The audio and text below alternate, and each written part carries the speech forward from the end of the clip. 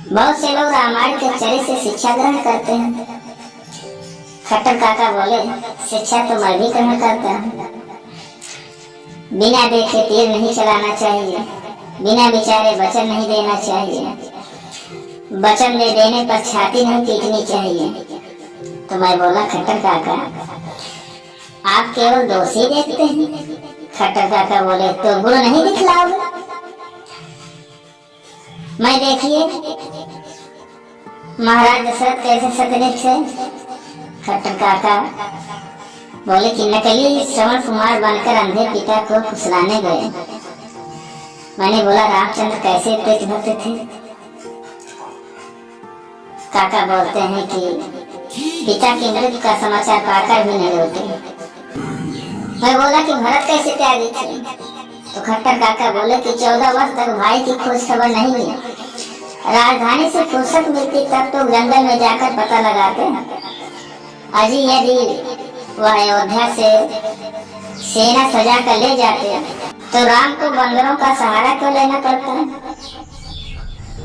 मैं बोला, हनुमान जी कैसे स्वामी भक्त थे? काका बोलते हैं कि अपने स्वामी सुग्रीव को छोड़कर दूसरे की सेवा में चले गए। फिर मैं बोला, विभीषण कैसे आदर्श थे? तो काका बोले कि घर का भेदिया लंका डाह करा दिया, ऐसे विभीषण से भगवान देश को बचावे। तो मैं बोला, आपके जानते रामायण में एक भी पात्र आदर्श नहीं है? आपको ऐसा एहसास होता है रामायण में एक भी पात्र आदर्श नहीं? काका बोलते हैं, क्यों नहीं? मुझे समूची रामायण में एक ही पात्र आदर्श जान पड़ता है। मैं बोला, वह कौन है? तो काका मुस्कुराते हुए बोले, वह रावण। आपको तो हमेशा मजाक ही सोचता है काका। खट्टर काका बोले, मैं हंसी नहीं कर रहा हूँ। तो रावण में एक भी दोष दिख रहा? मैंने कहा, धन है खट्टर काका, और लोगों को रावण में दोष ही दोष दिखते हैं और आपको एक भी दोष नहीं। काका बोले, तो तुम्हें बतलाओ। मैं बोला, वाह, सीता को हर कर ले गए। काका बोले, सो तो मर्यादा पुरुषोत्तम को शिक्षा देने के लिए कि किसी की बहन का नाक कान नहीं काटना चाहिए, परदेश में रहकर किसी से बैर नहीं करना चाहिए, किसी से भी बैर मोल लेना नहीं चाहिए, मृग मरीचा के पीछे नहीं दौड़ना चाहिए, किसी स्त्री का अपमान नहीं करना चाहिए। देखो, लंका ले जाकर भी रावण ने सीता का अपमान नहीं किया, रानीवास में नहीं ले गया, अशोक वाटिका में रखा। लोग राक्षस हैं, परंतु उसका व्यवहार जैसा सभ्यतापूर्ण हुआ है वैसा बिरले ही मनुष्यों का होता है। मैं बोला, खट्टर काका आप तो उल्टी गंगा बहा देते हैं। अरे रावण जैसे अन्याय का पक्ष ग्रहण करके सीता पक्ष सुंदर श्याम था। काका बोले, सीता पति निष्ठुर श्याम को सुंदर श्याम है, निष्ठुर श्याम। अरे विदेह की कन्या अयोध्या गई, इसका फल हुआ कि फिर लौटकर मायके का मुंह नहीं देख सकी। इसी से तो हम लोग पश्चिम से भटकते हैं। मैंने कहा, खट्टर काका आपको सीता के ससुराल वालों से शिकायत है। अब आगे राम राज हो तो ऐसा मत कीजिएगा जिससे लोग छी छी राम राम करें। किसी मेरे जैसे ब्राह्मण को मंत्री बनाइएगा।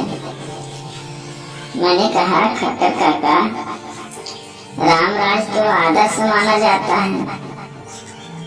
काका बोले, हाँ, गोसाई जी लिखते हैं, नाही दरिद्र को दुखी न दीना।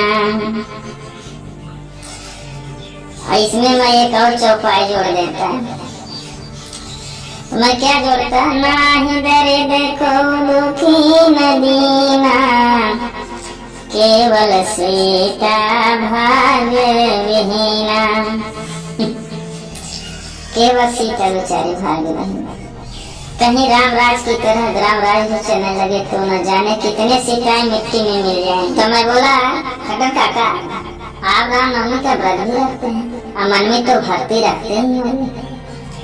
काका बोले सो सीता देवी के घर, नहीं तो वह सीधे रघुपति राघव राजा राम रहते और पतित न पावन सीता राम नहीं कहलाते। जो जो काम उन्होंने किए हैं वे सब तो क्षत्रिय राजा करते ही हैं। केवल एक ही बात को लेकर उनकी श्रेष्ठता है कि दूसरी पत्नी उन्होंने नहीं की। जानकी जी की स्वर्ण प्रतिमा बनाकर शेष जीवन बिताया। इसी बात पर मैं उनके सारे अपराध माफ कर देता हूँ। सीता को लेकर ही राम का मार्ग था। इसी से पहले सीता तब राम। स्वामी तुलसीदास जी कहते हैं, सिया राम मैं सब जग जानी, करूं प्रणाम जोरे जुग पानी। और महर्षि वाल्मीकि जी कहते हैं, सीताया पतये नमः। तो मैं बोला खट्टर काका आपको सीता जी में इतनी श्रद्धा है तो फिर राम जी को ऐसा क्यों कहते हैं? उनके पिता तक को आपने नहीं छोड़ा। खट्टर काका हंस पड़े और बोले, अजी तुम इतना भी नहीं समझते? मैं उनकी ससुराल का आदमी हूँ ना। ससुराल का नाई भी गालियाँ देता है तो मीठी लगती है। और मैं तो ब्राह्मण ठहरा, दूसरा ऐसा कहेगा सो मजाल है, परंतु मिथिलावासी तो कहेंगे ही। मैथिल का मुंह बंद कर दे तो सामर्थ भगवान में भी नहीं है।